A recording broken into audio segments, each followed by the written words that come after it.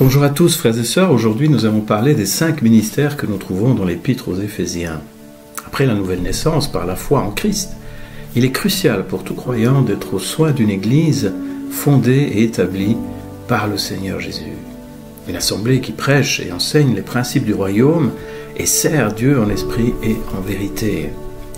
Dieu a fait toutes les préparations et provisions nécessaires en vue d'encadrer ses enfants afin qu'ils grandissent et soient utiles à son royaume, aussi bien dans l'église locale que dans le monde en général. Pour accomplir ses desseins, il donne à ses enfants l'église, à des hommes et à des femmes, des ministères pour les servir et pour aider à leur croissance spirituelle. C'est ce que nous lisons dans Éphésiens chapitre 4, versets 11 à 16.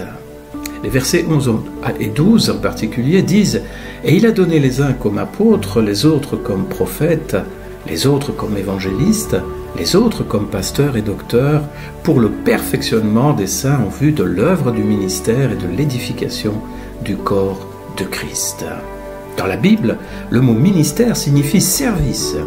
Et ici, ils sont au nombre de 5, apôtres, prophètes, évangélistes, pasteurs et docteurs. Il y a également d'autres ministères, d'autres dons que nous trouvons dans la Bible qui sont donnés notamment par le Saint-Esprit, et nous trouvons notamment ces dons dans l'Épître aux Corinthiens au chapitre 13. Si Jésus a donné ces ministères, c'est que l'Église en a besoin pour en faciliter sa croissance. Les 5 dons ministères ont donc été donnés dans un but précis: équiper, former, perfectionner les chrétiens pour qu'ils accomplissent leur service, leur fonction dans le corps. C'est donc au bénéfice des croyants, dans l'objectif de notre développement personnel et d'assemblée, afin de parvenir à un état d'adulte à la ressemblance de la stature parfaite de Christ, notre référence. Le développement de l'état d'enfance à l'état d'adulte est un processus qui requiert une combinaison d'éléments et de facteurs conjugués. La vérité que Dieu nous révèle dans ce passage est que pour parvenir à l'état d'adulte, à la stature parfaite de Christ, on a besoin de la conjugaison de 5 influences que Dieu donne à l'Église pour produire la maturité, et ce sont ces 5 ministères qui vont le permettre. Alors, nous savons que l'Église de Jésus-Christ est comparée à un corps vivant, dont Christ est la tête et les croyants en constituent les membres. Quant aux 5 ministères, eh bien, on pourrait les comparer aux 5 sens dont Dieu a doté le corps humain, indispensable à sa santé et à son bon fonctionnement. Jésus a donné à son corps des ministères de direction pour l'édification et le perfectionnement des saints, c'est-à-dire des croyants, des chrétiens que nous sommes. Ce ne sont pas les seuls dons, comme je disais, mais ils sont indispensables au bon fonctionnement de l'Église. Je vous invite donc à examiner ces 5 ministères un par un, tout en soulignant que Jésus lui-même a exercé tous les 5 dons. Alors le premier, c'est l'apôtre.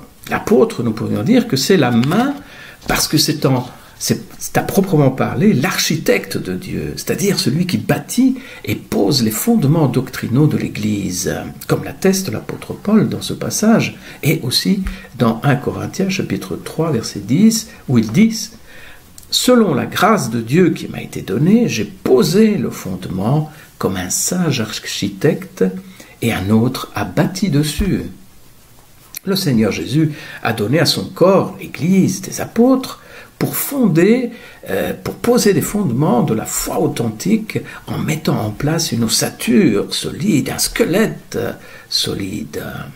Deuxièmement, nous trouvons le prophète. Le prophète est comparable à l'œil, celui qui reçoit la vision ou les plans pour bâtir selon les normes divines. Le prophète est d'abord un homme ou une femme d'intercession. Son rôle premier est d'intercéder pour le peuple, à l'exemple de Moïse ou de Samuel, de ramener à la sainteté dans l'Église et de démontrer la puissance de Dieu en confrontant les puissances des ténèbres.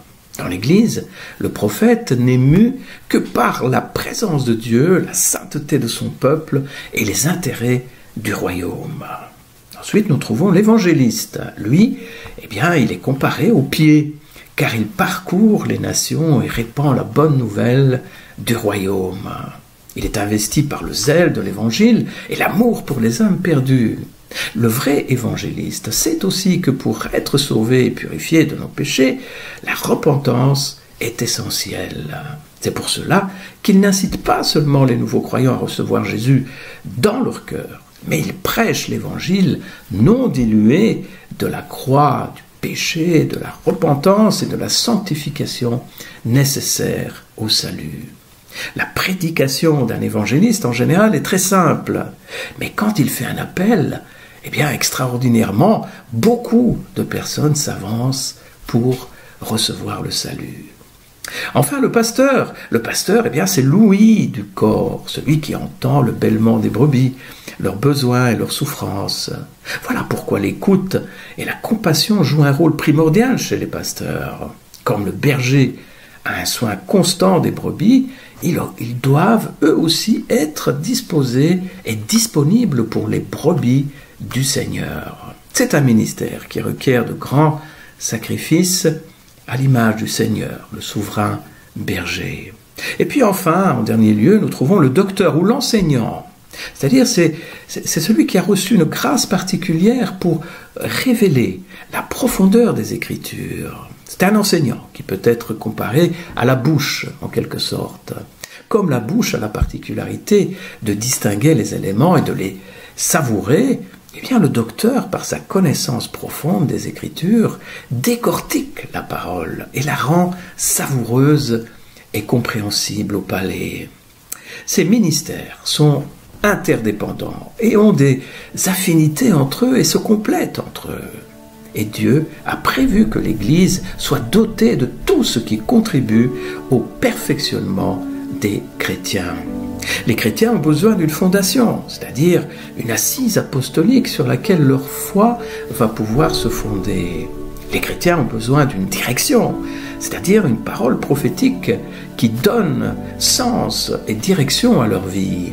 Les chrétiens ont besoin d'une surveillance, c'est-à-dire une bienveillante attention de la part d'un berger. Et les chrétiens ont besoin d'une formation également, c'est-à-dire d'acquérir les connaissances suffisantes pour nourrir et défendre leur foi. Et enfin, les chrétiens ont besoin d'une passion, c'est-à-dire d'un zèle stimulé pour accomplir leur mission de témoin. Aucun homme ni aucune femme ne saurait bâtir une église selon ses propres désirs et établir son propre fonctionnement au système d'idées. Jésus est celui qui a dit en Matthieu chapitre 16, verset 18, « Je bâtirai mon église, et les portes du séjour des morts ne prévaudront point contre elle. » Si c'est Jésus qui bâtit l'église, alors elle tiendra. Alors, elle tendra le plus possible au modèle biblique et à la vie de l'Esprit, et l'Esprit rendra témoignage pleinement de cette merveilleuse œuvre, de cette merveilleuse réalité. À Dieu soit la gloire.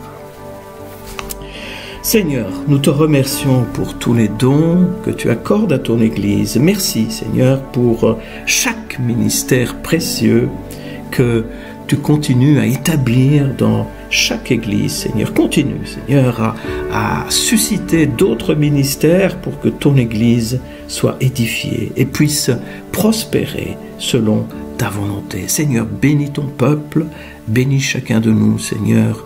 Équipe-nous pour ton œuvre et pour ta gloire. Dans le nom de Jésus. Amen. Bonne journée à tous et bonne continuation de semaine. À bientôt.